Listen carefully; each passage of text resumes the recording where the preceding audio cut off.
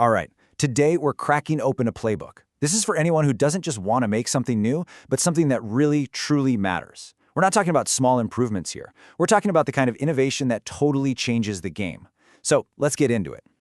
It all kicks off with this one simple thought.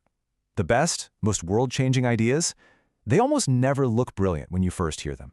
In fact, to most people, they look a little, well, crazy. And that single insight is the key to everything we're going to be digging into today. So, that leads us right into the first part of our playbook, the right kind of wrong. See, your mission isn't to find an idea that everybody loves and applauds. No, it's to find one that makes almost everyone else feel a little confused, maybe even a little uncomfortable. Okay, check this out. This grid basically maps out the entire universe of ideas. Up in that top corner, you have ideas that look brilliant and are brilliant. The problem? Everybody and their brother is chasing them, so it's incredibly competitive. But the real magic, the sweet spot for a true breakthrough, is way down here in quadrant 4. These are the ideas that look crazy but are secretly good. This is where you can build a future without a whole army of competitors breathing down your neck. And if you don't believe me, just think about some of the biggest companies out there. Renting out an air mattress in your living room to a complete stranger? Seriously? People thought that was insane.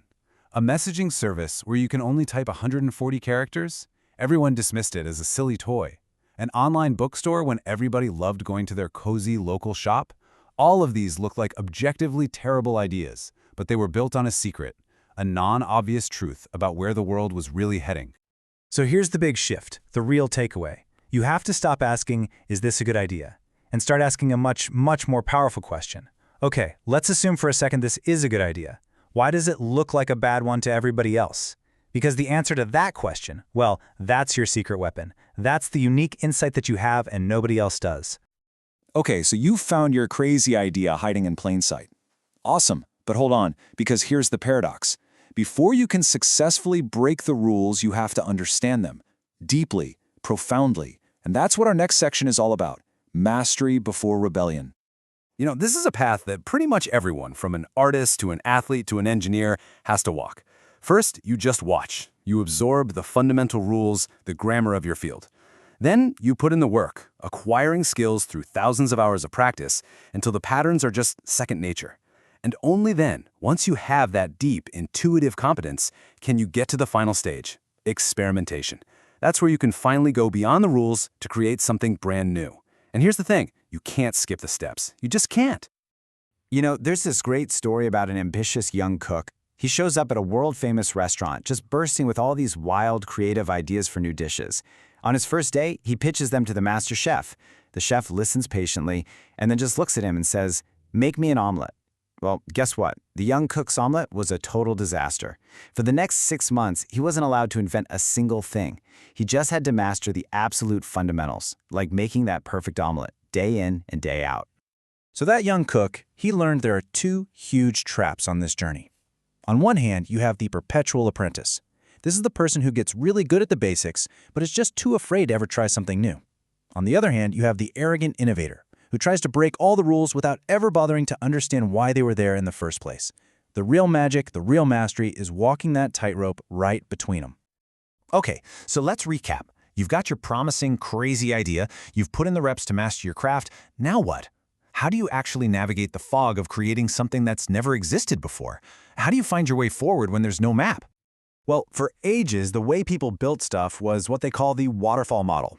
You get a big idea, you go away and build it in secret for a year, you have a huge launch, and then you just pray that people actually want it. It's a massive, massive gamble. But the modern approach is totally different. It's the iterative model. You build the smallest, simplest thing you can. You show it to one person, you listen and you watch. Then you make it a little better and you repeat that cycle over and over and over. Your user becomes your compass, guiding you through the fog.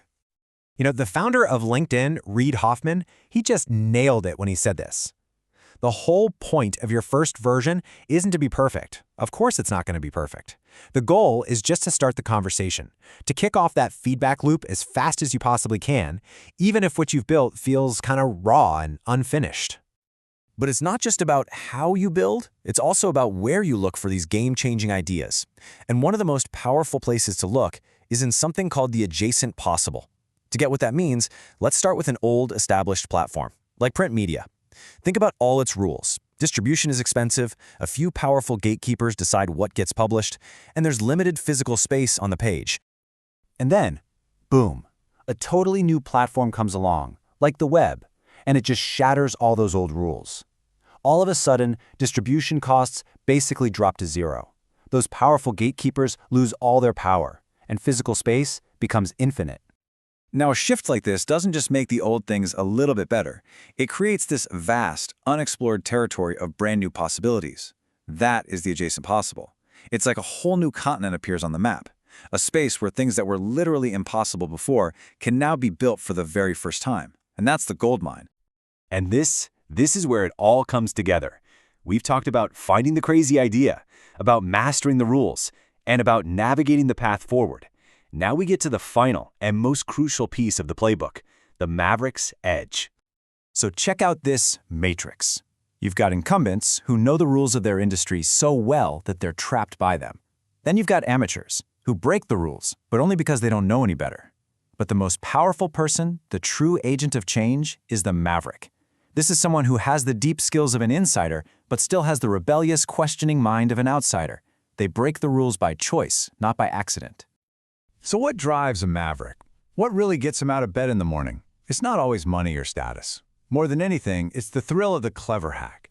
It's that pure joy you get from looking at a system, seeing its hidden assumptions and all its stupid rules, and finding a clever, elegant way to change the game itself. I mean, the perfect example is Paul Graham, who started the legendary startup accelerator Y Combinator. He was already wealthy. He didn't need to do it. He did it because he saw it as a beautiful, clever hack on the whole venture capital system. Instead of funding startups one at a time, he'd fund them in big batches and teach them all together, which completely broke the established rules. That is a maverick move. And that's what this all boils down to. It brings it all right back to you. Because this playbook isn't just some theory to admire, it's a challenge. So I'll leave you with this question. What's the unspoken, accepted, stupid rule in your world that's just waiting for a maverick like you to come along and break it?